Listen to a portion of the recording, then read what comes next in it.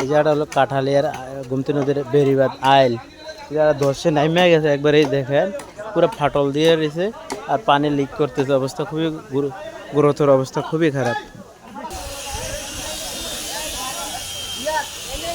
কাঠালিয়া, এটা হলো মাজার শরীফ,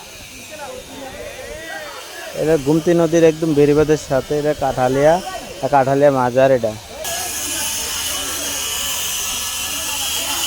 সবাই মিলে দেখেন মাটি দিতেছে, ফাটল যে দিক দিয়ে ফাটল দিতেছে সবাই মিলে এলাকাবাসীরা বস্তাত করে মাটি দিতেছে। এই দেখেন এটা গোমতী নদী কাঠালিয়া মসজিদ, এটা হলো মসজিদ।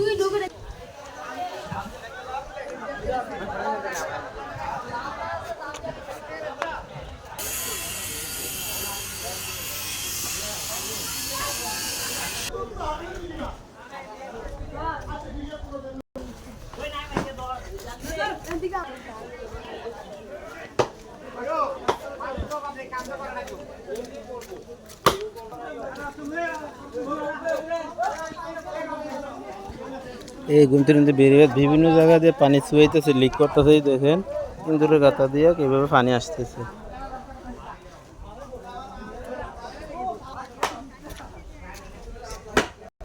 এই জায়গাটার অবস্থা ভয়াবহ একদম। এই আইলটা ধসে গইলে নামিয়েছে ফাটল দিয়া,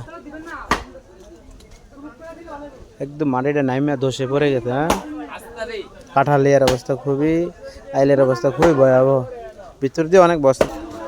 এলাকাবাসীরা দেখেন ট্রাক দিয়ে বালু আইন না যাতে বস্তা ঘুরিয়া নদীর ভিতর দিয়ে যে ফাটল দিয়েছে, ফাটলটা বন্ধ করতেছে। এগুলো বাইরে পড়েছে, ভিতর দিয়ে আরো ভয়ানক।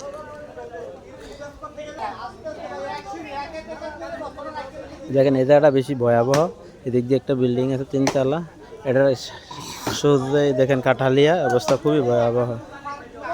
একদম আইল ধসে পড়ে গেছে অর্ধেক, ভিতর দিয়ে অনেক বস্তা দিতেছে। আসলে ভিতর সাইডটা অফ করতে হবে।